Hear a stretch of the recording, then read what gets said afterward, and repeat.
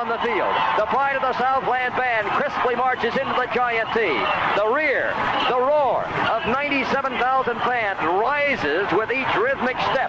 In the background, George Beatsis is singing "Fight, Balls, Fight." The orange and white Shakers flood the air. The Volunteers are ready at the north end of the football field to burst through the gate. They're coming now, racing onto the field through the Giant T. In that magic moment that says, wherever you are, it's football time in Tennessee. Welcome to the Talkin VAWLS Network. My name is Boogie Bentley. It is game day. It's time to get excited. Even though Tennessee favored by 50 points, it's still football time in Tennessee. Going to take on Akron tonight at 7 p.m. Eastern time. And look, I've talked about it all week long. This game is not about Akron. This game is about Tennessee. Akron is just not a very good football team. Again, Tennessee favored by almost 50 points. That tells you enough in itself. Akron 1-1 on the year. Their one victory was a barn burner, 30-23 over the St. Francis Red Flash. Now, don't act like you've never heard of the St. Francis Red Flash. Big victory for Akron, eking it out with a touchdown win. They also got beat last week by Michigan State 52-0. Like I said, they're just not a good football team, guys. And I know everybody wants to talk about Georgia State this week. Everybody wants to talk about App State. They want to talk about Marshall. They want to talk about the 1% of the 1%. This is not going to happen tonight at 7 o'clock. Tennessee's going to go take care of business. Akron is giving up.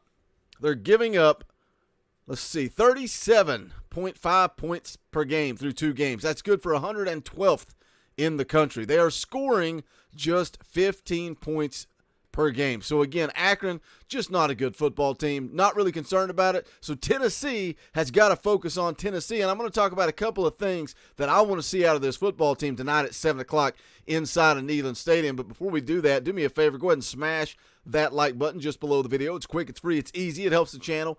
I would greatly appreciate it. Also, if you're new to the Talkin VAWLS Network, welcome.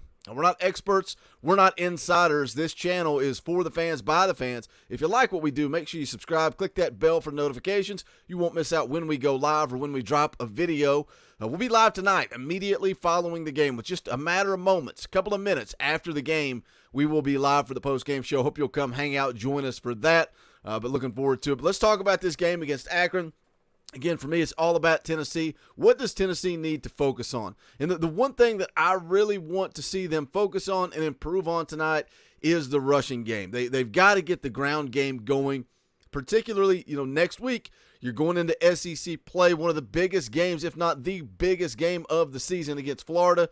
Everybody hyping up Tennessee. Tennessee favored to win that game. The ESPN FBI has Tennessee predicted to win that game. But battered VAWLS syndrome says we all have to see it to believe it. But as we go into SEC play, this football team's got to do a better job rushing the football. Now, we saw them do pretty good against Ball State, 218 yards again on the ground in week 1. And then in week 2, you struggled. You couldn't get to 100 yards, 91 yards on the ground. Now, no disrespect to Pitt. Pitt's got a really good front seven, really good defensive line. Some people say the best defensive line in the country. But I still want to see the ground game get going a little bit better. Jabari Small is a guy that everybody was excited about, the weight he's put on him being a more physical runner. He really, really struggled against Pitt. Had 10 carries for 17 yards, averaged less than 2 yards per carry. Now, Jalen Wright had a little bit better day getting the ball, getting it going on the ground. 9 carries, 47 yards, averaged 5.2 yards per carry. But that kind of bleeds into the next point I want to make, what I want to see Tennessee focus on, and that is playing clean football across the board.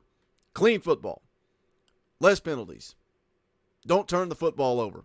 They had 7 penalties for 70 yards against Pitt last week. Week 1, they had 6 penalties for 48 yards. But don't turn the football over. This team has had a problem putting the football on the ground, and that kind of goes hand in hand with the running game, right? We've seen Jalen Wright put the ball on the ground both games. Cost you against Pitt, turned the ball over against Ball State, lineman fell on it, you held on to the football. But this coaching staff is not going to have the confidence, they're not going to have the trust in Jalen Wright to leave him out there if he can't protect the football. That comes first. It doesn't matter if you average 8 yards per carry. if you put the ball on the ground at the end of the 8 yards. You got to clean that up. No turnovers. I want to see this football team play clean. And, with Jalen Wright, so I've heard a lot of people talking about if it could be an issue with Jalen Wright. He was limited throughout fall camp, didn't take contact. I really don't even know if he took contact until the Ball State week, the actual Ball State practice week. But it's been 2 weeks. What's fall camp? 4 weeks?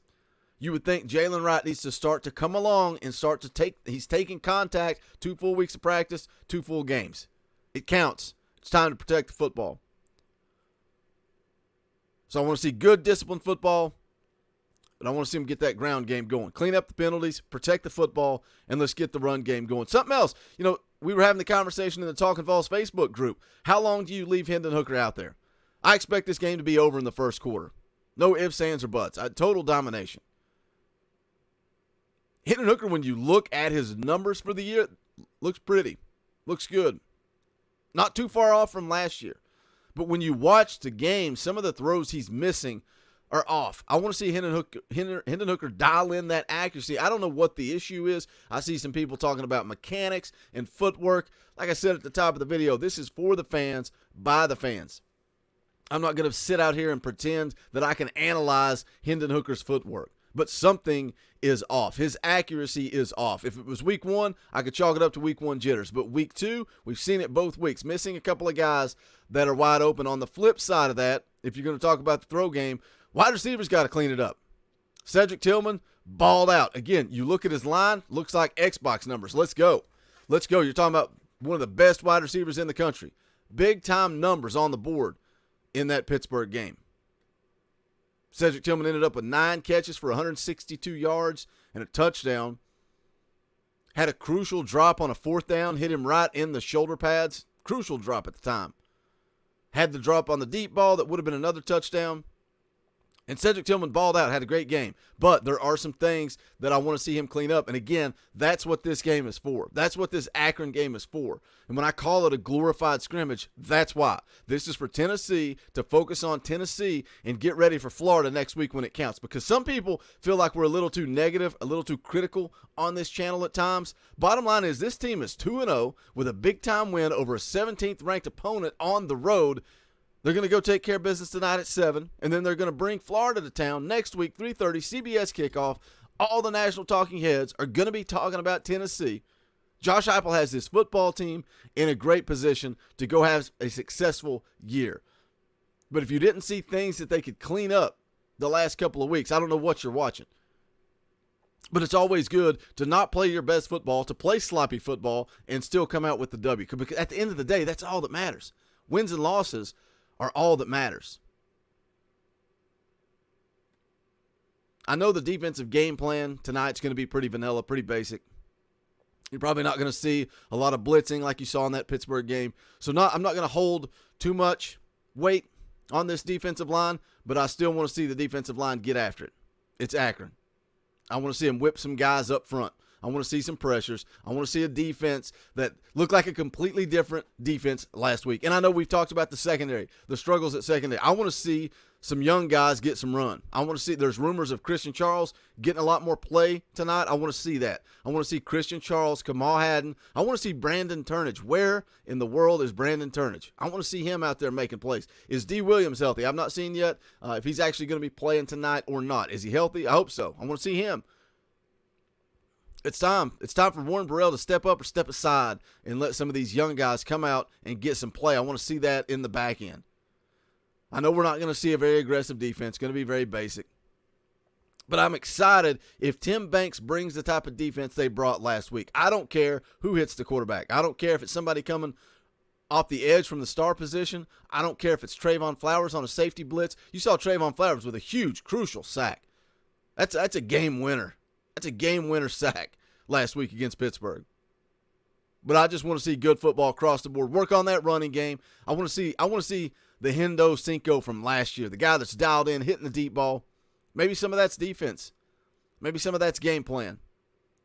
But I want to see him make some plays against Akron. I want to see him go out, take care of business. I think my prediction was 63-10 Put your predictions in the comment section below. What do you think? What are you looking for? What do you want to see Tennessee improve on? What's the score? I'm sure if you are about to type in the words Georgia State, do you truly believe, do you want to place a wager with old Boogie that this is going to be a loss for the Vols? I would love to talk to you about it. But as always, before you get out of here, make sure you smash that thumbs up on the way out the door. Go check out the official merchandise of the Talkin' Vols Network. You can go to bonfire.com/store/Talkin' Vols. Any and all support greatly appreciated. Again, post-game show tonight, immediately following the game. Be right here on the Talkin' Vols Network. Going to be a great time. JP is going to be back in the house. Snake and myself will be here. Going to be a great conversation as always. But that's going to do it for this one. This is the Talkin' Vols Network. My name is Boogie Bentley. Go Big Orange.